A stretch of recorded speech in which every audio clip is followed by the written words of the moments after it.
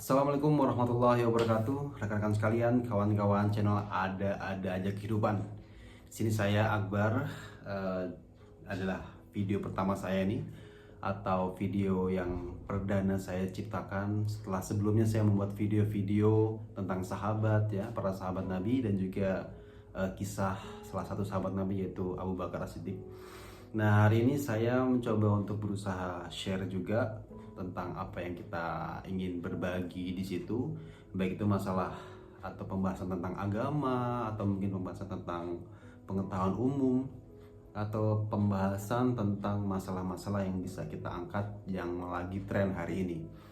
Kayaknya sebuah tantangan yang seru untuk saya bisa sharing juga dengan cara secara langsung seperti ini ya. Jadi pada kesempatan video pertama ini kita santai aja ya, bahwa saya juga bukan orang yang punya basic pemahaman agama yang baik. Saya adalah al-fakir ya, orang yang tidak memiliki ilmu yang cukup banyak. Tetapi saya berusaha untuk share lah, berbagi apa yang saya miliki, karena sesuai dengan yang saya yakini bahwa ketika kita memiliki keilmuan, memiliki sebuah ilmu yang kita serap dari orang-orang yang berilmu, tetapi tidak kita sampaikan kepada orang lain, maka itu akan menjadi tanggung jawab yang sangat besar nanti di hadapan Allah Subhanahu wa taala. Sehingga kita, apapun yang kita miliki, apapun yang kita bisa sampaikan, kita berusaha untuk sampaikan gitu ya. Jadi mudah-mudahan apa yang nanti saya share bisa ada manfaat dan gunanya. Amin. Jadi di video pertama ini, di video perdana ini, saya ingin mengulas atau mengangkat satu topik yang sederhana sebenarnya, tapi ini perlu untuk jadikan sebuah perenungan dan juga langkah-langkah yang strategis ketika kita berhadapan dengan orang lain dan orang-orang yang memiliki pemahaman yang sangat perlu dikritisi ya, yaitu pemahaman masyarakat tentang dikotomi beragama. Jadi masih banyak yang saya perhatikan gitu ya, mungkin teman-teman juga merasakan itu juga, bahwa seolah-olah gitu loh, ada sebuah gap di masyarakat kita bahwa agama Islam itu hanya boleh, hanya berhak, dan hanya pantas dimiliki dan dicicipi dan dipelajari oleh kalangan-kalangan agamis. Benar atau tidak? Jadi seolah-olah kita ini melihat agama itu adalah orang-orang yang bisa menikmatinya adalah orang-orang yang mungkin punya basic agama yang baik. Misal dia adalah ulama, atau dia adalah seorang santri yang mondok di salah satu pondok pesantren, atau lulusan Kairo, lulusan Madinah dan lain sebagainya. Sedangkan untuk orang-orang yang tidak pernah memiliki kesempatan itu, memiliki satu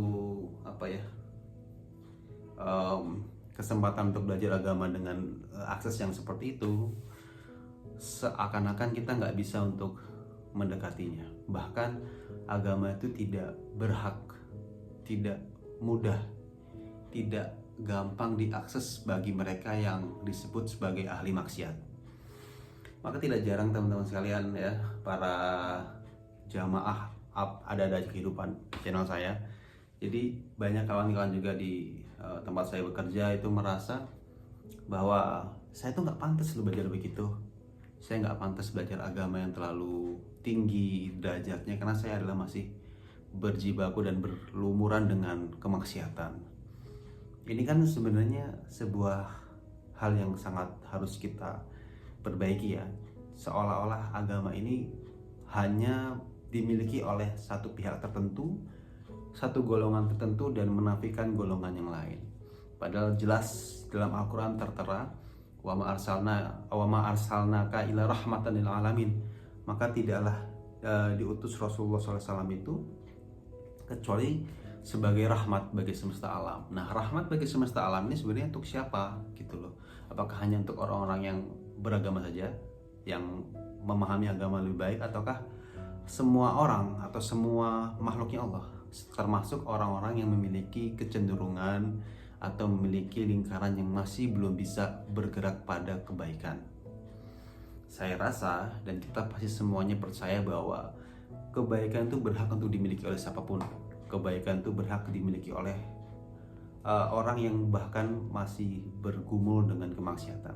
Bagi mereka yang masih suka minum-minuman keras, masih suka belum bisa lepas dari zina gitu mungkin, atau belum bisa lepas dari riba, itu bukan berarti mereka tidak berhak dan tidak boleh, seperti ada barrier atau batasan tertentu untuk mereka tidak bisa menikmati agama yang mereka yakini. Semua orang berhak menikmati agama kita, bahkan orang-orang yang kafir saja mereka pun dengan sukarela, bukan sukarela ya, dengan keingintahuan mereka yang tinggi pun mengerti bagaimana Islam itu mengatur segala lini kehidupan. Apalagi kita sebagai orang yang memang beragama, memang memahami agama Islam ini dengan baik, bahwa ini adalah kebenaran yang sejati dari kita kecil hingga kita dewasa ini. Hanya karena kita kemudian nyemplung gitu ya dalam lubang-lubang hitam yang kita belum bisa lepas atau mentas dari kubangan itu, membuat kita kemudian tidak bisa belajar lebih baik daripada orang-orang yang kemudian bisa belajar agama dengan lebih baik lagi. Nah, ini adalah sebuah tantangan buat kita juga teman-teman sekalian, bahwa harusnya agama ini tidak boleh hanya dimiliki oleh kalangan-kalangan tertentu. Dan efek buruknya ini yang saya perhatikan juga, bahwa ketika agama ini hanya dimiliki oleh satu golongan tertentu, ini menyebabkan ada dua kubu, dikotomi dua kubu ya, yaitu si paling alim ya, yang kedua adalah si paling maksiat gitu loh. Nah, si paling alim dia dengan kumpulannya sendiri, dengan golongannya sendiri, dengan teman-temannya sendiri itu merasa bahwa dia hanya nyaman, dia hanya bisa berkembang tumbuh dengan golongannya, sedangkan dia malas atau bahkan enggan untuk mendekati orang-orang dengan aktivitas yang mungkin bertolak belakang dengan aktivitasnya.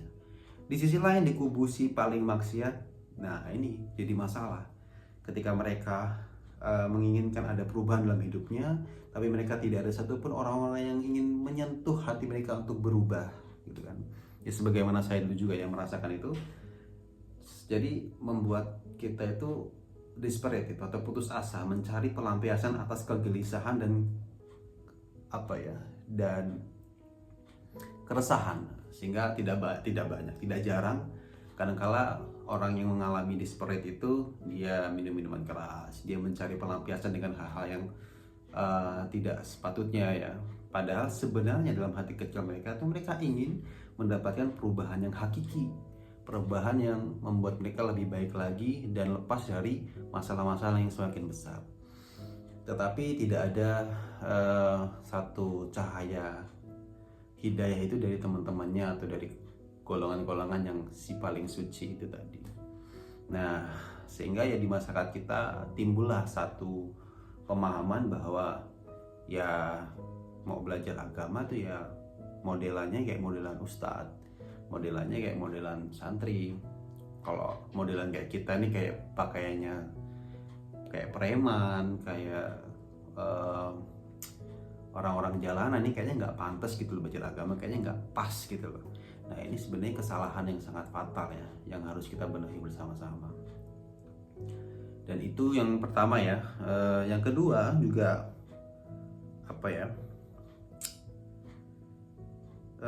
ada anggapan juga saking lucunya gitu ya, saking lucunya negeri kita. Kok negeri sih?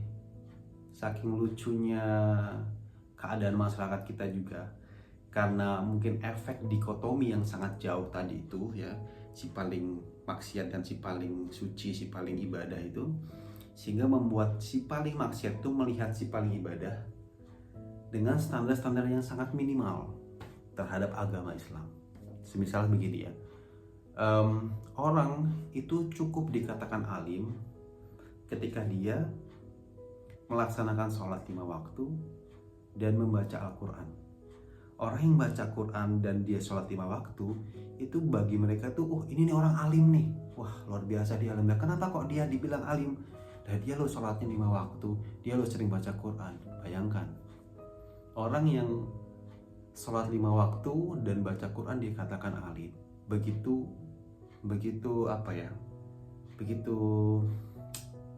menyedihkan gitu. Begitu semenyedihkan itu pemahaman masyarakat kita bahwa orang yang sholat 5 waktu dan baca Quran itu dianggapnya alim. Padahal alim itu apa? Alim itu kan artinya orang yang berilmu, orang yang memiliki keilmuan tinggi, memahami agama secara mendalam. Nah, kalau namanya orang sholat, namanya orang kemudian baca Quran, itu kan memang bentuk dari konsekuensi dia beragama, benar nggak? Jadi ya orang kalau ngaku dia beragama, ya dia pasti melakukan basic agamanya, ya sholat, ya baca Quran. Sehingga tidak cocok kalau dikatakan orang yang sholat dan orang yang baca Quran itu alim, itu nggak pas gitu loh. Ya namanya orang berislam ya sholat, namanya orang berislam ya baca Quran gitu loh. Jadi seminim itu ya. Nah, ini mempertajam keadaan kita yang membuat kita tidak bisa memahami agama ini dengan sebenar-benarnya gitu.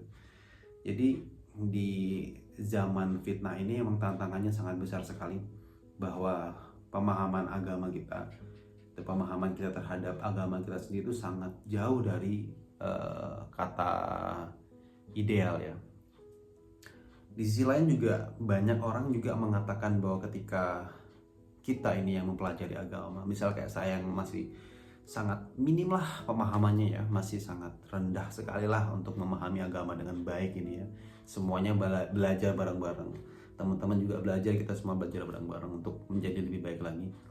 Kadang-kadang kita yang belajar agama dengan serius itu kemudian dianggap oleh sebagian masyarakat atau sebagian pihak itu kayak nggak boleh berbuat dosa gitu.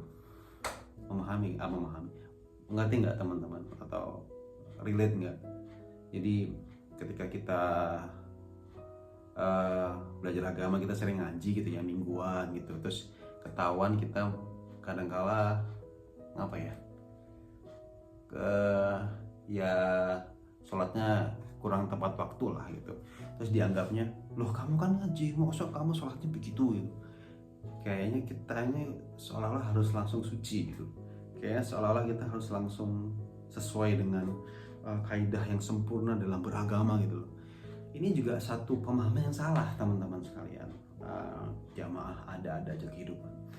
Jadi harusnya orang yang mengatakan seperti itu, dia juga harus menyadari bahwa dia juga tuh bagian dari agama itu. Saya sebagai muslim ya wajar saya belajar agama supaya saya menjadi lebih baik, tapi belum tentu dari apa yang saya pelajari itu saya langsung terhindar dari semua dosa-dosa gitu, atau dari semua kelalaian.